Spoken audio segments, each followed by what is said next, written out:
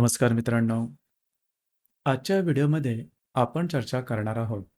दिनांक 25 ऑगस्ट ज्यांची जन्मतारीख आहे, त्यांचं संपूर्ण व्यक्तिमत्व, याचप्रमाणे येणारं संपूर्ण वर्ष तुमच्यासाठी कशा प्रकारचं असेल, या संदर्भातली चर्चा आपण या व्हिडिओमध्ये करणार आहोत. 25 ऑगस्ट ज्यांची जन्मतारीख आहे, त्या सर्वांना चॅनलतर्फे मनापासून शुभेच्छा. येणारं संपूर्ण वर्ष हे तुमच्या अपेक्षांचं इच्छापूर्तीचं ठरो, हीच आमची सदिच्छा. व्यक्तिमत्वाबद्दल सांगायचं झालं तर 25 ऑगस्ट ज्यांची जन्मतारीख आहे, गूढ प्रकारचं व्यक्तिमत्व त्यांचं दिसून येतं. म्हणजेच त्यांच्या व्यक्तिमत्वामध्ये गूढता दिसून येते.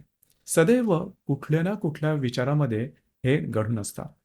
यांच्या चेहऱ्यावरूनच ते तुम्हाला दिसून येईल. मात्र आपल्या मनामधील कुठल्याही गोष्टी ही माणसं सहसा कोणाला सांगत नाही.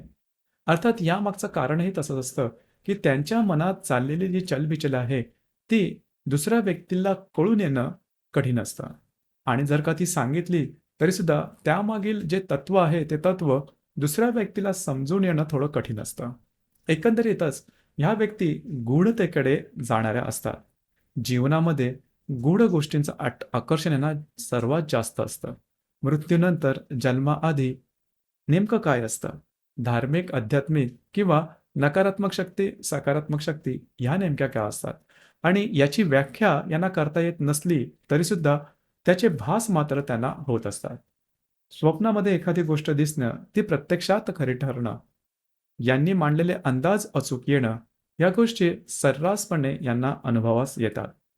याचप्रमाणे अशाच गोष्टींच्या संदर्भातलं आकर्षण सुद्धा यांच्या जीवनामध्ये दिसून येतं. आणि यामुळेच अधिभौतिक सुख किंवा सांसारिक सुख यापासून थोडेसे लांब राहणारे या व्यक्ती असतात. वैराग्याची भाषा लवकर बोलतात. धार्मिक, आध्यात्मिक गोष्टींमध्ये सुद्धा ह्या ज्या व्यक्ती असतात त्या जास्त ॲक्टिव्ह किंवा कार्यप्रवीण झालेल्या दिसतात. आणि याच गोष्टीमुळे सहसा थोडंसं करिअरकडे यांचं दुर्लक्ष झालेलं असतं. करिअरच्या संदर्भात सुद्धा सर्वात महत्त्वाची गोष्ट म्हणजे जर यांना अपेक्षित असं जर का करिअर असेल, म्हणजे ज्या गोष्टी यांना खरोखरच मनापासून आवडतात, त्यामध्ये जर का यांनी करिअर केलं तर अगदी जबरदस्त असा टप्पा ते गाठू शकतात. मुळातच एखाद्या गोष्टीच्या आहारी जाणं, संपूर्ण समर्पण करणं, हा भाग यांच्यामध्ये भरपूर प्रमाणात दिसून येतो. करिअरच्या बाबतीत सुद्धा जर का त्यांचं करिअर चुकलं तर मात्र मनाची ओढाताण यांची दिसून येते आणि त्याचा संपूर्णपणे परिणाम यांच्या मानसिकतेवरती आणि शारीरिकते संदर्भात सुद्धा दिसून येतं. मग मानसिक त्रासाला सुरुवात झालीच म्हणून समजा. दुसरी महत्त्वाची गोष्ट म्हणजे नृत्य, नाट्य, कला, चित्रपट, संगीत किंवा इतर एखाद्या कलेमध्ये हे संपूर्णपणे स्वतःला झोकून देऊ शकतात.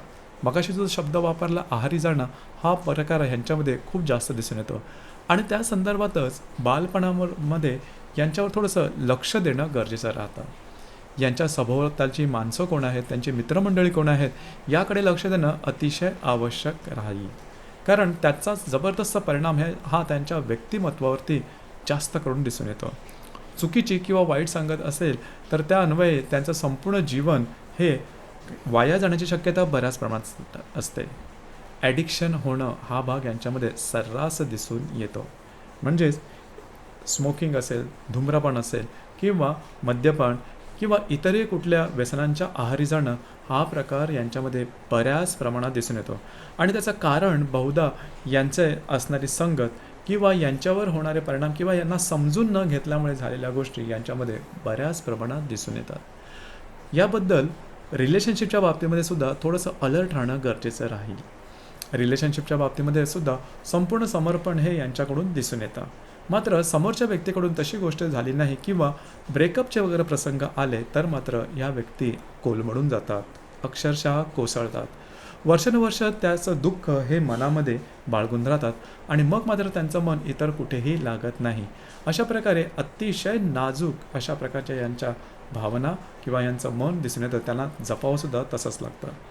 यांच्या बाबतीत दुसरी महत्त्वाची गोष्ट म्हणजे यांचं जे दुःख असते हे मनामध्येच हे दाबून ठेवतात आणि त्याचा परिणाम बऱ्याचदा यांच्या मानसिकतेवरती दिसून येतात आणि त्यामुळे कुठल्याही परिस्थितीमध्ये सदा आनंदी राहणं यांना थोडंसं कठीण होऊन बसतं.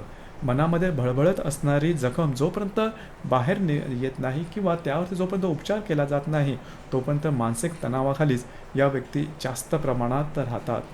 स्वतःला दोष न देतात, आपल्यातच काही कमी आहे, आपल्यासाठीच गोष्टी अशा प्रकारच्या आहेत, मीच कुठेतरी कमी पडतो आहे, वगैरे वगैरे. यामधून बाहेर येणं अतिशय आवश्यक राहील. नाहीतर मानसिक तणावाखाली जीवनाच्या संदर्भातले काही वाईट अनुभव यांना आयुष्यात येण्याची शक्यता बऱ्याच प्रमाणात राहते. फसवलं जाणं हा भाग यांना अनुभवास येतो, कारण या व्यक्ती ट्रस्टवर्दी असतात. समोरच्या व्यक्तीवरती विश्वास सहजपणे टाकतात. मग समोरचा व्यक्ती यांच्या ओळखीचा असो वा नसो, विश्वास टाकतात आणि त्याचे परिणामसुद्धा यांना मिळतात. या संदर्भात थोडंसं अलर्ट राहणं किंवा प्रॅक्टिकल राहणं गरजेचं आहे. येणारं संपूर्ण वर्ष हे यांच्यासाठी शुभफलदायी राहील. खास करून करिअरच्या संदर्भातले काही महत्त्वपूर्ण ऑप्शन तुमच्या समोर येऊ शकतील. करिअर निवडताना सुद्धा सुरुवातीला सांगितलं त्याप्रमाणे तुमच्या आवडीचं करिअर निवडणं गरजेचं राहील. जवळजवळ एप्रिल 2025पर्यंतच्या कालावधीमध्ये तुम्हाला तुमच्या कार्यक्षेत्राच्या संदर्भात काही नवनवीन अशा प्रकारचे अनुभव किंवा ऑप्शन समोर येऊ शकतात. जरूर त्या संदर्भातले योग्य ते निर्णय घेणं गरजेचं राहील. थोडंसं आरोग्याकडे लक्ष देणं महत्त्वपूर्ण राहील. यांच्या संदर्भात जर काय यांच्या जीवनाचे निर्णय योग्य प्रकारे झाले तर यांचं संपूर्ण जीवन हे अगदी व्यवस्थितपणे पुढे जाऊ शकेल. आपलं या संदर्भातलं मत काय आहे नक्की कळवा. धन्यवाद.